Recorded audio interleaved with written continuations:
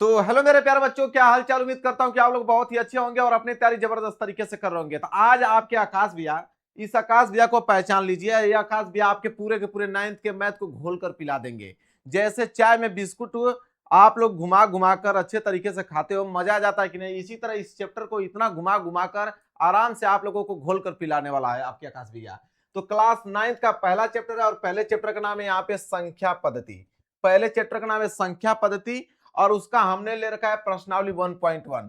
1.1 आज की वीडियो में, वन शॉर्ट वीडियो में पूरा का पूरा खत्म, बिल्कुल अच्छे तरीके से फुल सोल्यूशन के साथ। एक भी प्रश्न छोड़ा नहीं जाएगा और हर एक प्रश्न को डिटेल में बताया जाएगा। तो चलिए देर किस बात की करते हैं, आपने दोस्तों के पास इस वीडियो को शेयर कर दीजिए और कह दीजिए कि इस चैनल से वो लोग जुड़ जाए आकाश क्लासेस से, और उनको डेली वीडियो देखने को मिलेगा। क्लास 9th का पूरा 9th का मैथ और साइंस पूरा का पूरा समाप्त करने वाले हम लोग। तो चलिए स्टार्ट करते हैं। और यह रहा पहला प्रश्न। तो आप कहोगे पहला प्रश्न कहाँ है गुरुजी, ये तो पूरा सादा प्रश्न है। तो बिल्कुल सादा ही प्रश्न है। प्रश्नावली 1.1 का पहला प्रश्न स्टार्ट करने से पहले कुछ बेसिक चीजों की जानकारी होनी चाहिए, कुछ बेसिक नंबरों की जानकारी होनी चाहिए। जब तक आप बेसिक नंबरों की जानकारी नहीं रखेंगे तब तक आपको प्रश्न करने में थोड़ी सी परेशानी होगी। तो आइए ना, चलिए बेसिक जानकारी के साथ साथ हम लोग पूरे के पूरे नंबरों को जान लेते हैं, थोड़ा सा नंबरों को जान लेते हैं। आइए सबसे पहले यहाँ पे हम लोग पहला पॉइंट लेते हैं और पहला नंबर लेते हैं। ध्यान समझिएगा, पहला नंबर है यहाँ पे आपका कि संख्या रेखा। सबसे पहले आपको मालूम होना चाहिए कि भाई ये संख्या रेखा है क्या, और आपको मालूम होना चाहिए कि संख्या रेखा पर इस सारे के सारे जो नंबर्स हैं उनको डिनोट किया जाता है संख्या रेखा पर ही। अब ये संख्या रेखा क्या है, बहुत बड़ा बला है। तो संख्या रेखा क्या है, तो ये हम लोग पहले नंबर्स बनाएंगे, ठीक है। और एक रेखा बनाएंगे, उन्हीं रेखाओं पे संख्या को प्रदर्शित करेंगे। ध्यान समझिए, तो उसके लिए एक लाइन की आवश्यकता है। हम लोग लाइन यहाँ पे खींच लेते हैं। देखिए यह है आपकी लाइनिंग, यह आपकी लाइनिंग हमने यहाँ पे खींच लिया। ध्यान समझिएगा, लाइनिंग हमने यहाँ पे खींच लिया। क्लियर है, कोई डाउट नहीं होना चाहिए। यह वो संख्या रेखा। अब इस संख्या रेखा पे आप देखिए, तो यहां पे देखेंगे तो बीच में हम डाल देते हैं जीरो को। बीच में हमने किसको डाल दिया, जीरो को डाल दिया। इसके बाद जीरो के बाद इधर जैसे बढ़ते जाएंगे तो संख्या प्लस में आएगा, इधर जैसे इधर आएंगे घटते हुए तो संख्या किस में आएगा, माइनस में आएगा। पहले संख्या रेखा को समझिए। तो जीरो के बाद क्या आता है, जीरो के बाद आता है +1, इसके बाद आता है +2, इसके बाद आता है +3 और इसके बाद आता है +4, इसके बाद आता है +5।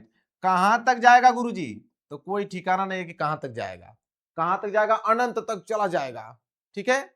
इसी तरह अगर इधर हम घटते हैं तो इधर आपका आ जाएगा -1, ठीक है। फिर इधर घटेंगे तो आ जाएगा -2, फिर घटेंगे तो आ जाएगा -3।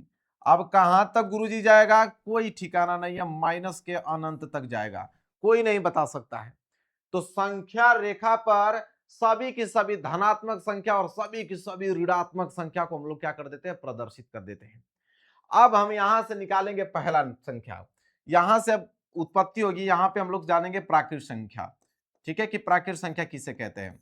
या तो प्राकृत संख्या कहिए या तो प्राकृतिक संख्या कहिए, दोनों एक ही है, ठीक है। प्राकृत संख्या, प्राकृत संख्या इसको इंग्लिश में क्या कहते हैं गुरुजी, तो इसको बोल देते हैं नेचुरल नंबर, इसको बोल देते हैं नेचुरल नंबर्स बोल देते हैं, नेचुरल नंबर्स बोल देते हैं गुरुजी, ठीक है।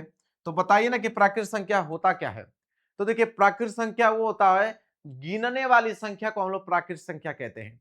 गिनने वाली संख्या को हम लोग प्राकृत संख्या कहते हैं। लिखेंगे यहाँ पे कि गिनने वाली संख्या को, क्या लिखेंगे, कि गिनने वाली संख्या को, गिनने वाली संख्या को, गिनने वाली संख्या को क्या कहते हैं, प्राकृत संख्या कहते हैं। नोट कर लो, गिनने वाली संख्या को प्राकृत संख्या कहते हैं। अब आप कहोगे कि गुरुजी गिनने वाली संख्या कौन कौन सी होती हैं, अभी मैं बताता हूं आपको। तो गिनने वाली संख्या को हम लोग क्या कहते हैं, प्राकृत संख्या कहते हैं। तो गिनने वाली संख्या कौन कौन सी हैं, तो आप गिनना स्टार्ट कहां से करोगे। अगर मान लो कि इस रूम में मैं हूं, अगर यहाँ पे 20 किताब फेंकी हुई हैं, मैं कहूंगा कि बताइए कि इस रूम में कितने किताब है, तो आप गिनना स्टार्ट करोगे तो कहां से गिनना स्टार्ट करोगे, एक से, कि 1 2 3 4 5, ऐसे ही तो करोगे ना। तो गिनने वाली संख्या स्टार्ट कहां से हो रही है, एक से।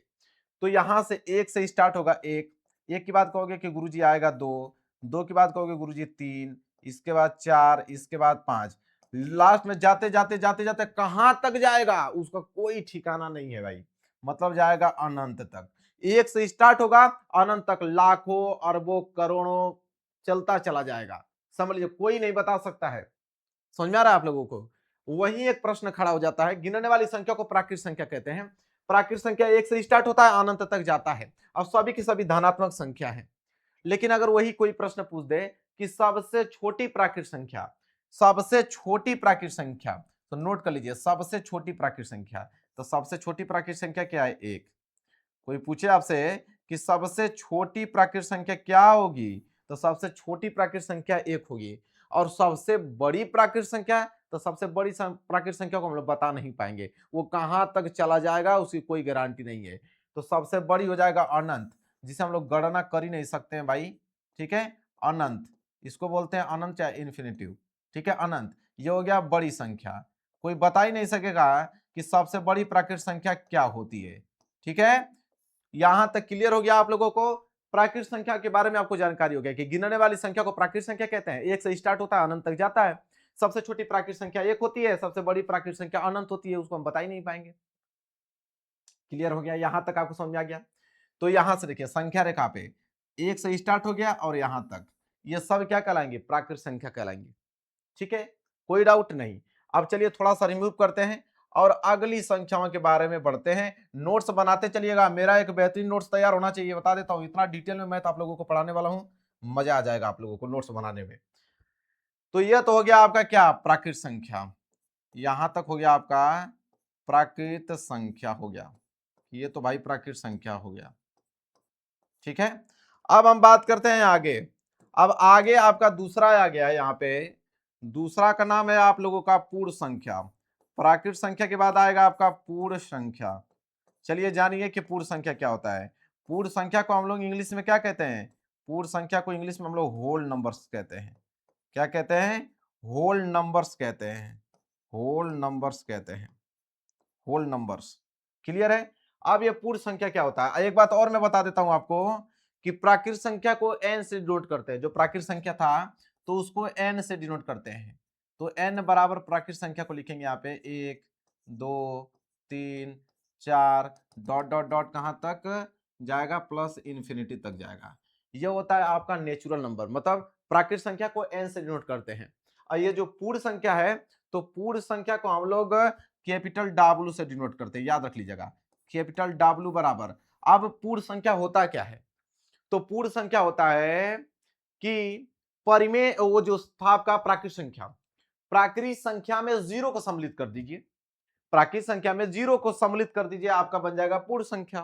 तो आप लिखोगे यहां पे कि प्राकृत संख्या में जीरो को सम्मिलित करने पर, यहां पर लिखोगे कि प्राकृतिक, चाहे प्राकृत संख्या, प्राकृतिक संख्या, प्राकृतिक संख्याओं में जीरो को, जीरो को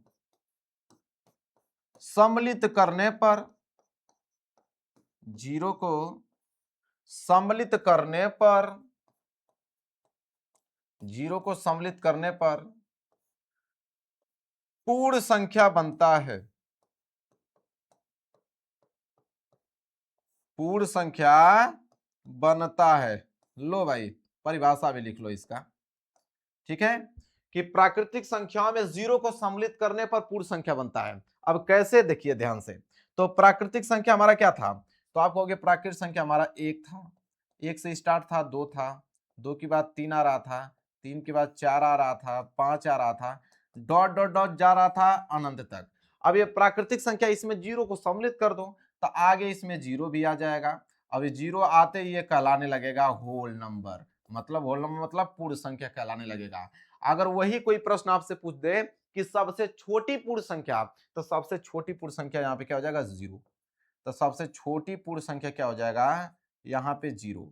और सबसे बड़ी पूर्ण संख्या, तो भाई उसको बता ही नहीं पाओगे, क्योंकि सबसे बड़ी पूर्ण संख्या तो भाई अनंत होता है। सबसे बड़ी पूर्ण संख्या क्या होता है? अनंत होता है। क्लियर है? तो दोनों आ गया आपको, प्राकृतिक संख्या भी समझ में आ गया, और पूर्ण संख्या भी आ गया। मतलब प्राकृतिक संख्या में जीरो को सम्मिलित कर दोगे पूर्ण संख्या बन के चला आएगा। अब देखिए नंबर लाइन पे अगर मैं जीरो को यहाँ पे सम्मिलित कर देता हूं तो ये पूरा का पूरा जो नंबर होगा जीरो से लेकर अनंत तक ये कहलाएगा पूर्ण संख्या। ये कहलाएगा आपका पूर्ण संख्या कहलाएगा। क्लियर है, समझ में आ गया आप लोगों को? तो प्राकृतिक संख्या और पूर्ण संख्या दो नंबर तो एकदम क्लियर हो गया होगा, कभी नहीं भूलोगे आप। तो चलिए इसको रिमूव करते हैं और आगे देखते हैं, आगे नंबरों के बारे में जानकारी प्राप्त करते हैं। ठीक है भाई मिटो, ठीक, चलिए पूरा का पूरा मिटा देते हैं और आगे जो नंबर हैं उनके बारे में जिक्र करते हैं। अच्छा ये बताइए कि दो नंबर क्लियर हुआ कि नहीं? दो नंबरों का क्लियर हुआ ना आपका, एक प्राकृतिक संख्या नेचुरल नंबर, एक होल नंबर। दो नंबर तो बिल्कुल क्लियर हो गए होंगे आप लोगों को। अभी हमने आप लोगों को बताया कि एक तो आपको नेचुरल नंबर n बराबर क्लियर हो गया होगा कि एक से स्टार्ट होता है, दो जाता है, तीन जाता है, चार जाता है, इसके बाद पांच जाता है, डॉट डॉट डॉट करके अनंत तक जाता है। ये चीजें क्लियर हो गया होगा। और एक हमने बताया आपको होल नंबर, जिसे कैपिटल डब्ल्यू से डिनोट करते हैं, और नेचुरल नंबर में जीरो का अगर सम्मिलित कर देंगे तो यह आपका होल नंबर बन के हो जाता है तैयार। नोट बना लीजिए, यहां तक क्लियर है सारे के सारे बच्चों को? चलिए अब आगे जो संख्या वो है परिमेय संख्या। अगला तीसरा जो नंबर है वह है परिमेय संख्या का। तो आइए ना परिमेय संख्या का भी खात्मा करते हैं हम लोग कि परिमेय संख्या क्या होता है। तो परिमेय संख्या जिसे हम लोग बोलते हैं रेशनल नंबर, क्या बोलते हैं? Rational number. परिमेय संख्या क्या बोलते हैं? रेशनल नंबर्स बोलते हैं। ठीक है, अब ये रेशनल नंबर्स क्या होता है? परिमेय संख्या। तो परिमेय संख्या वो होता है जिसे हम p बटे q के रूप में लिख सके। लिखेंगे कि जिसे हम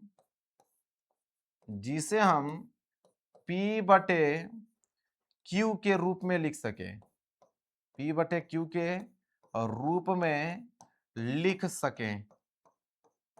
परिभाषा इसका यही है, लिख सकें। तथा एक कंडीशन है कि तथा ये जो q है वो q का मान जीरो नहीं होना चाहिए। q का मान जीरो नहीं होना चाहिए, ये कंडीशन होता है। ठीक है, कि q का मान जीरो नहीं होना चाहिए। यहां तक क्लियर है? आप लोग नोट कर लीजिए कि q का मान जीरो नहीं होना चाहिए, तब जिसे p बटे q के रूप में लिख सके तथा q का मान जीरो नहीं होना चाहिए। अब p बटे q का मतलब क्या समझिए? p बटे q का मतलब होता है अंश बटे हर। यहाँ पे p जो है अंश है और नीचे जो q है वो क्या है? हर है। तो जिसे हम अंश बटे हर के रूप में लिख पाए और हर जो है वो जीरो नहीं होना चाहिए, उसे हम बोलते हैं परिमेय संख्या। क्लियर है? जैसे परिमेय संख्या में अगर मैं आपको बता दूं तो परिमेय संख्या में जैसे अगर मैं कह दूं कि 5/4, देखिए क्या है? परिमेय संख्या है, क्योंकि p बटे q के रूप में है और q का मान जीरो भी नहीं है। यही मैं कह दूं कि -8/3, ये भी आपका परिमेय संख्या है। इसके बाद अगर मैं कह दूं यहाँ पे कि सिर्फ 7 क्या है? क्या 7 परिमेय संख्या? तो आप कहोगे बिल्कुल है, क्योंकि 7 के नीचे हम यहाँ पे 1 लिख सकते हैं। देखिए जीरो नहीं है इसका मान। लेकिन वही मैं अगर कह दूं कि 8/0 बताइए, तो आप कहिएगा कि नहीं परिमेय संख्या नहीं है, क्योंकि यहाँ q का मान जीरो आ गया, इसलिए परिमेय संख्या नहीं है। अब सबसे ज्यादा इंपॉर्टेंट बात, अगर मैं आपको कह दूं कि जीरो क्या है, अगर मैं कह दूं कि जीरो क्या है, जीरो परिमेय संख्या है कि नहीं, तो आप कहोगे जीरो एक परिमेय संख्या होता है, क्योंकि जीरो के नीचे हम यहाँ पे एक लिख सकते हैं। जीरो के नीचे हम एक लिख सकते हैं और इसे हम क्या लिख दिया? p बटे q के रूप में लिख दिया। अब p का मान यहाँ पे हो गया जीरो और q का मान हो गया एक। q का मान जीरो नहीं होना चाहिए, p का मान जीरो हो सकता है। क्लियर है? तो ये होता है परिमेय संख्या। क्या होता है? परिमेय संख्या, जिसे p बटे q के रूप में लिखें, q का मान जीरो नहीं होना चाहिए। यहां तक चीजें क्लियर है? परिमेय संख्या समझ में आ गया आप लोगों को? ठीक है, अब आगे बढ़ते हैं, इसको मिटाते हैं। अब इसी का एक भाई है अपरिमेय। अब इसी का एक भाई है अपरिमेय, इसी का एक भाई है अपरिमेय। तो यहां पे इसको नोट कर लेते हैं। परिमेय संख्या आपको समझ में आ गया? ठीक है, परिमेय संख्या आपको समझ में आ गया, जिसे हम लोग बोलते हैं रेशनल नंबर। ठीक है, रेशनल नंबर, जिसे हम लोग क्या कह रहे थे कि p बटे q के रूप में हम लिख सकते हैं, q का मान जीरो नहीं होना चाहिए। ये हो गया परिमेय संख्या। इसके बाद आएगा इरेशनल नंबर, अपरिमेय संख्या। ठीक है, अब आ जाएगा आपका चौथा, अपरिमेय संख्या। अपरिमेय संख्या, या गया अपरिमेय संख्या। इसको इंग्लिश में बोलते हैं इरेशनल नंबर, इरेशनल नंबर, इसे इंग्लिश में बोलते हैं इरेशनल नंबर, अपरिमेय संख्या। अब अपरिमेय क्या संख्या है गुरुजी बताइए ना हमको, ठीक है बताते हैं। अपरिमेय संख्या जिसे हम p/q के रूप में नहीं लिख सके, जिसे हम लिखेंगे यहाँ पे कि जिसे हम p/q के रूप में, जिसे p/q के रूप में नहीं लिख सके, नहीं लिख सकें, नहीं लिख सके, उसे हम बोलते हैं अपरिमेय। जैसे अगर मैं कह देता हूं करणी में 3, अब करणी में 3 को आप क्या लिखोगे, करणी में 3 को क्या लिखोगे, p/q लिखोगे। आप ध्यान समझिए, करणी में 3 को p/q के रूप में कैसे लिखोगे, करणी में 3/1, ठीक है, ये आ गया। अब दोनों पूर्णांक होना चाहिए, परिमेय संख्या में भी कंडीशन है कि दोनों के दोनों पूर्णांक होना चाहिए। तो अब करणी में 3 क्या है, करणी में 3 क्या है मेरे प्यार बच्चों, ठीक है, पूर्णांक तो है नहीं, तो इसको कैसे लिखोगे, लिख ही नहीं पाओगे, तो ये क्या हो जाएगा अपरिमेय। करणी में 3, इसी तरह जैसे आ जाएगा करणी में 7, इसका कोई वैल्यू होता है आगे नहीं, इसका हो जाएगा करणी में यहाँ पे आपका 9। जैसे मैं करणी में 9 कहूंगा, अब पूछूंगा क्या आपका अपरिमेय है, तो आप कहिएगा नहीं, क्योंकि करणी में 9 का मान निकल सकता है। 9 का वर्गमूल कितना होता है 3, और 3 को हम 3/1 के रूप में लिख सकते हैं। तो जिसका वर्गमूल निकल जाए, जिसका वर्गमूल निकल जाए उसे हम बोलते हैं परिमेय, और जिनका वर्गमूल नहीं निकलेगा उसे हम बोलते हैं अपरिमेय। जैसे मैं कह दूंगा पाई, पाई क्या है, तो पाई आपका अपरिमेय है, लेकिन पाई का ही मान 22/7 होता है, तो 22/7 क्या हो जाएगा आपका परिमेय हो जाएगा। तो एक बात याद रखिएगा, नोट में यहां लिख लीजिएगा, नोट में कि जिसका वर्गमूल निकल जाए, यहां लिखिए कि जिसका वर्गमूल निकल जाए, जिसका वर्गमूल निकल जाए, जिसका वर्गमूल निकल जाए, तो जिसका वर्गमूल निकल जाए उसे हम बोलते हैं आपका परिमेय। जिसका वर्गमूल अगर निकल जाएगा तो उसको बोलेंगे परिमेय, और जिसका वर्गमूल नहीं निकलेगा उसे हम बोलते हैं अपरिमेय। बस इतना सा लॉजिक आपको समझ लेना है, क्लियर है। तो अपरिमेय का भी यहां पे हमने खात्मा पूरा कर दिया, क्लियर है। अपरिमेय भी आप लोगों को क्या हो गया, अच्छे तरीके से समझ में आ गया। अब मेरे प्यारे बच्चों क्या है उसे ध्यान समझिए। अब आता है इंटीजर, अब आता है आपका इंटीजर जिसे बोलते हैं पूर्णांक, ठीक है। अब आता है इंटीजर, पूर्णांक, इंटीजर्स, ये क्या है, इंटीजर्स है जिसे हम लोग बोलते हैं पूर्णांक।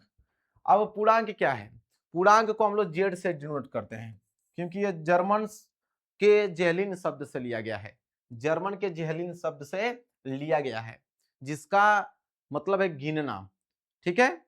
और जहल शब्द जो है, यहां से जहल शब्द आपको दिख रहा होगा, जेहलिन, ये होता है ना जेहलिन, ये जो आपका जहल शब्द है, तो जहल का मतलब होता है संख्या, ठीक है। तो ये चीज समझ में आ गया होगा कि पूर्णांक कहां से लिया गया है। तो पूर्णांक को जेड से हम लोग डिनोट करते हैं। अब पूर्णांक में क्या आएगा, तो पूर्णांक में सारे के सारे ऋणात्मक संख्या, साथ ही साथ शून्य भी, और साथ ही साथ सारे के सारे धनात्मक संख्या, ये सभी कहलाते हैं पूर्णांक। मतलब पूर्णांक में सभी आ जाएगा, मतलब जीरो सहित सभी धनात्मक संख्या आ जाएगा, जीरो सहित सारे के सारे धनात्मक संख्या आ जाएगा, और जीरो के सहित सारे के सारे ऋणात्मक संख्या आ जाएगा, जीरो के सहित सारे के सारे ऋणात्मक संख्या आ जाएगा, कहां तक, तो अनंत तक। ये सब कहलाएंगे इंटीजर पूर्णांक। मतलब जीरो सहित सभी के सभी धनात्मक संख्या, और जीरो सहित सारे के सारे ऋणात्मक संख्या, ये सब कहलाएंगे आपके इंटीजर पूर्णांक कहलाएंगे। इतना चीज अगर क्लियर हो गया होगा, अब हम प्रश्नावली स्टार्ट करेंगे, अब हम प्रश्नावली स्टार्ट करेंगे मेरे प्यारे बच्चों। अब हम यहां से प्रश्नावली स्टार्ट करते हैं। इतना चीज आपको पॉइंट अगर मालूम रहेगा तो प्रश्नावली बिल्कुल हलवा है, 5 मिनट के अंदर प्रश्नावली 1.1 खत्म। देखिए जैसे यहाँ पे पहला प्रश्न पूछ लिया, देखिए ध्यान से, कि क्या शून्य एक परिमेय संख्या है, क्या इसे हम p/q के रूप में लिख सकते हैं, जहां p और q जो है वो क्या है, पूर्णांक है, और q जो है जीरो नहीं है। अब आप यही बताइए, अभी हमने एग्जाम्पल देकर भी आप लोगों को बताया था कि क्या शून्य एक परिमेय संख्या है, तो बिल्कुल है भाई, शून्य को हम 0/1 के रूप में लिख सकते हैं।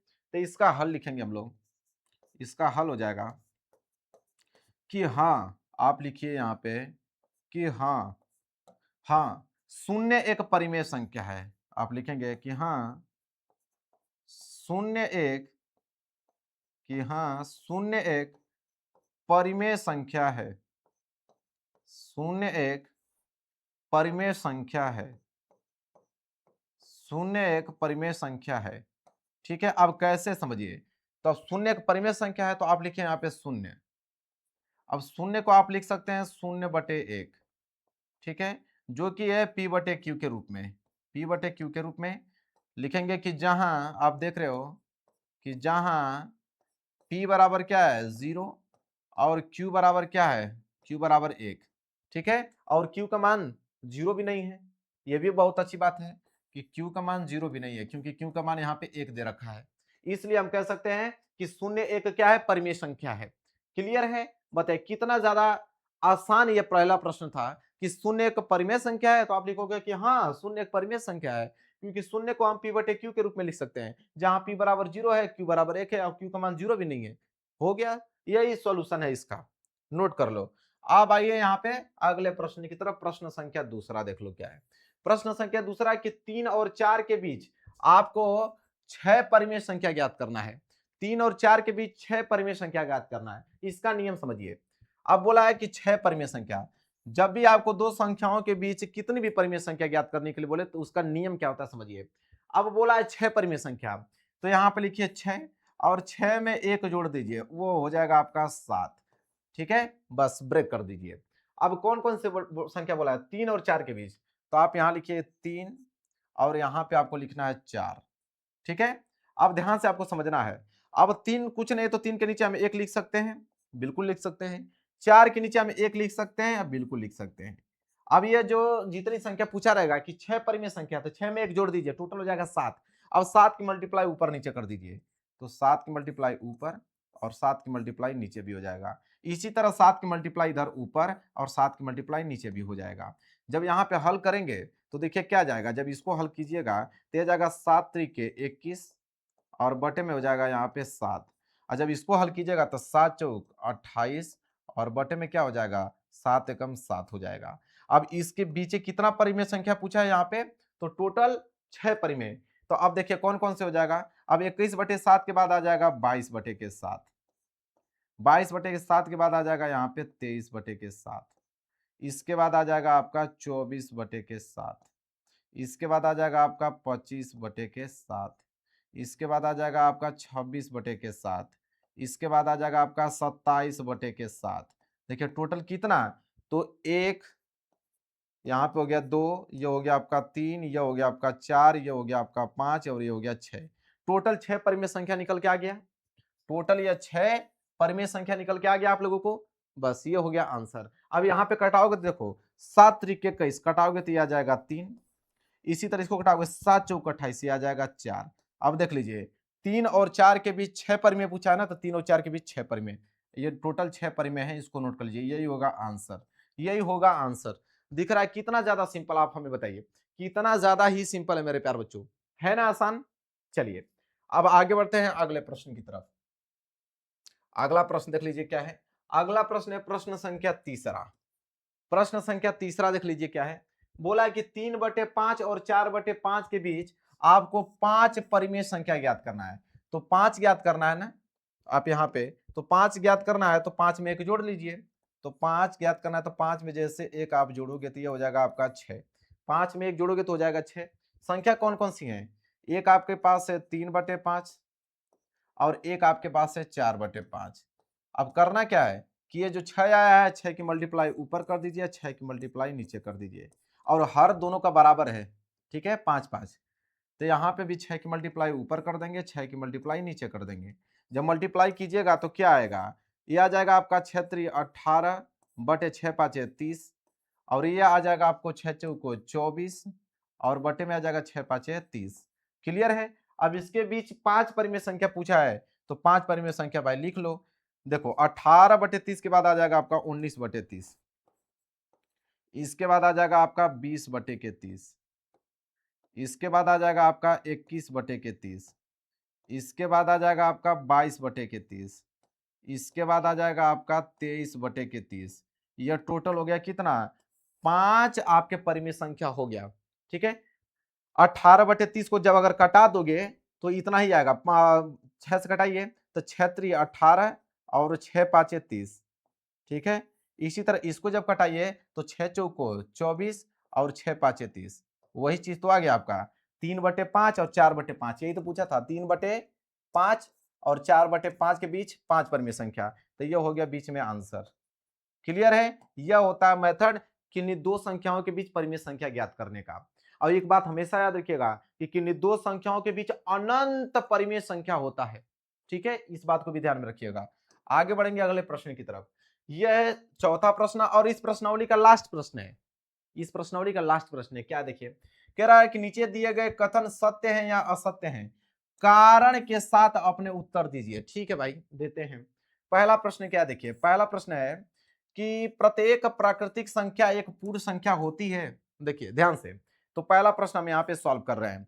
पहला प्रश्न हम सॉल्व कर रहे हैं, कह रहा है कि प्रत्येक प्राकृतिक संख्या, तो प्राकृतिक संख्या को हम n से डिनोट करते हैं, तो n बराबर क्या हो जाएगा कि 1 2 3 4 5, कहां तक चला जाएगा, अनंत तक चला जाएगा।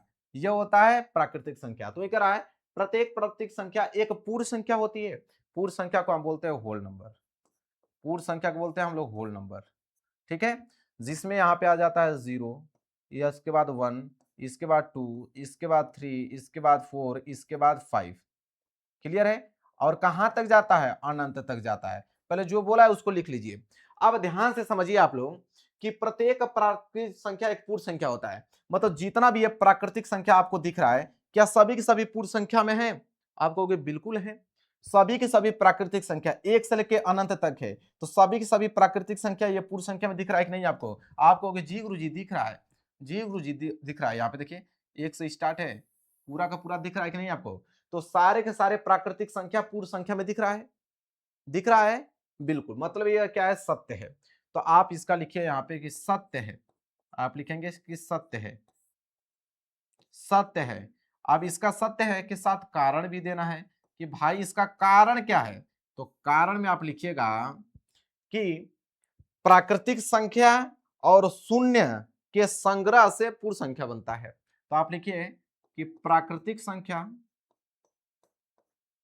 प्राकृतिक संख्या, प्राकृतिक संख्या और प्राकृतिक संख्या और शून्य से, प्राकृतिक संख्या और शून्य से मिलकर, शून्य से मिलकर, प्राकृतिक संख्या और शून्य से मिलकर क्या बनता है, पूर्ण संख्या बनता है।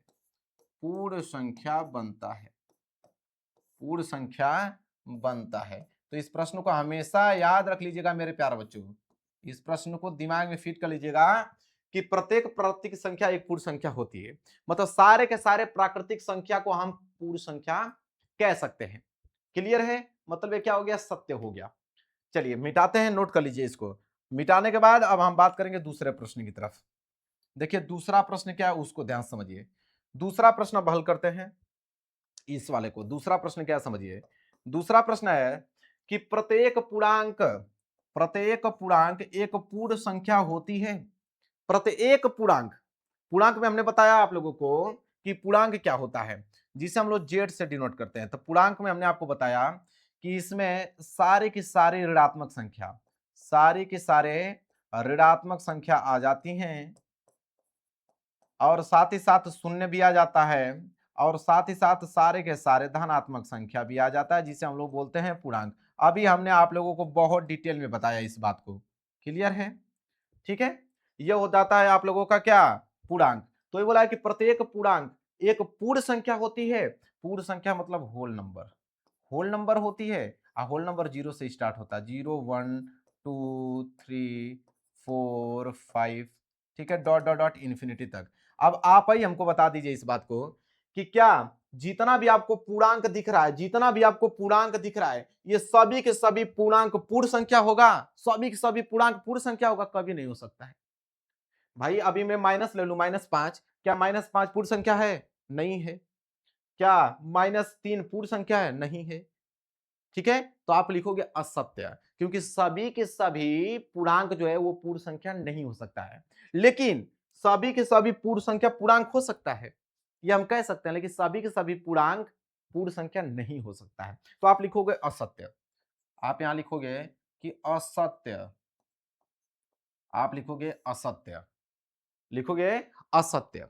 ठीक है, अब असत्य आपने लिख लिया, इसका कारण भी तो देना है, तो कारण लिखेंगे यहां पे कि कारण, कारण लिखेंगे कि ये इसलिए नहीं है क्योंकि क्योंकि ऋणात्मक संख्या, यहां आप लिखेंगे क्योंकि ऋणात्मक संख्या, क्योंकि ऋणात्मक संख्या कोष्टक में जैसे -5, -3, -2, ठीक है, ये पूर्ण संख्या नहीं है, ये पूर्ण संख्या नहीं है, यह पूर्ण संख्या नहीं है, यह पूर्ण संख्या नहीं है।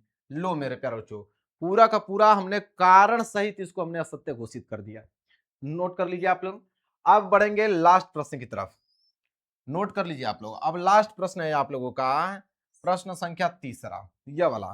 क्या बोला है कि प्रत्येक परिमेय संख्या एक पूर्ण संख्या होती है, प्रत्येक परिमेय संख्या। तो परिमेय संख्या को हमने बताया कि इसे हम लोग रेशनल नंबर से डिनोट करते हैं। तो प्रत्येक परिमेय संख्या, ठीक है, अब प्रत्येक परिमेय संख्या को बोला है कि हम लोग इसे पूर्ण संख्या कहते हैं। अब प्रत्येक रेशनल नंबर क्या क्या होता है, देखिए हमने बताया आपको कि जिसे p बटे क्यू के रूप में लिख लेते हैं, q का मान 0 नहीं होना चाहिए, ठीक है। तो प्रत्येक परिमेय संख्या एक पूर्ण संख्या होता है। अब देखिए परिमेय संख्या में तो आपका -4/3 भी आ जाएगा, -2/8 भी आ जाएगा, 5/4 भी आ जाएगा, ठीक है, डॉट डॉट डॉट, यहाँ पे आपका 0 भी आ जाएगा, ठीक है, यहाँ पे, ठीक है, यहाँ पे आपके 22/7 भी आ जाएगा। ये सब क्या हो गए, ये हो गया आपके परिमेय संख्या, ये सभी परिमेय संख्या है। तो कह रहा है कि जितना भी परिमेय संख्या दिख रहा है क्या ये पूर्ण संख्या है, तो पूर्ण संख्या को हम बोलते हैं होल नंबर, W से डिनोट करते हैं। तो ये हो जाएगा आपका होल नंबर में 0 से स्टार्ट होता है 1 2 3 4, ठीक है। एक बात याद रखिएगा, परिमेय संख्या को क्यू से डिनोट करते हैं। ये जो परिमेय, मैं बस रेशनल नंबर लिख दिया हूं, ठीक है, परिमेय संख्या को क्यू से डिनोट करते हैं, क्यू, क्यू बराबर ये जो संख्या होता है, ठीक है, याद रखिएगा। इसको मैं रिमूव करूं, ठीक। अब देखिए होल नंबर क्या होता है, 0 1 2 3 4, यहाँ पे 5, डॉट डॉट डॉट अनंत तक।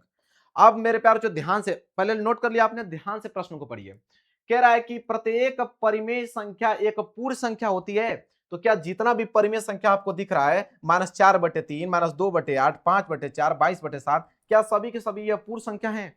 नहीं भाई, पूर्ण संख्या तो आपका 0 से स्टार्ट होगा, अनंत तक जाएगा। अभी -4/3 पूर्ण संख्या थोड़ी होगा, ठीक है, या 5/4 पूर्ण संख्या थोड़ी होगा, समझ रहे हैं। तो आप लिखिए यहाँ पे कि असत्य, आप लिखिए इसको कि असत्य है भाई, असत्य है, असत्य है। असत्य इसलिए है क्योंकि आप लिखोगे कि -4/3, -2/8, 5/4, ठीक है, 5/4 पूर्ण संख्या नहीं है, पूर्ण संख्या नहीं है, पूर्ण संख्या नहीं है, पूर्ण संख्या नहीं है, ठीक है, पूर्ण संख्या नहीं है। लो भाई, ये इसका कारण सहित हमने बता दिया, नोट कर लीजिए, पूरा कारण सहित हमने बता दिया मेरे प्यारों को, नोट कर लीजिए। कोई दिक्कत 1% दिक्कत होने वाला नहीं है आप लोगों को, ठीक है, दिख रहा है आप लोगों को। चलिए एक बात और, परिमेय संख्या को किससे डिनोट करते हैं, अभी हमने बताया परिमेय संख्या को क्यू से डिनोट करते हैं। क्यू बराबर परिमेय संख्या क्या होता है, जिसे हम p/q के रूप में लिखते हैं, और q का मान 0 नहीं होता है। हमने r इसलिए लिखा क्योंकि r मतलब रेशनल नंबर, तो मैंने r से बस उसको समझाने के लिए डिनोट किया था, इस बात को भी ध्यान में रखिएगा। अब ये प्रश्नावली खत्म, अब आगे बचा ही क्या, आगे तो कुछ नहीं बचा, प्रश्नावली हो गया बिल्कुल खत्म। चलिए भैया आ जाइए, 1.1 का हमने कर दिया खात्मा। अगर वीडियो आपको पसंद आई हो तो वीडियो को जरूर लाइक कर देना, चैनल पर नए हो तो चैनल को जरूर सब्सक्राइब कर लेना। मिलेंगे एक प्यारे से नेक्स्ट वीडियो में, तब तक के लिए धन्यवाद।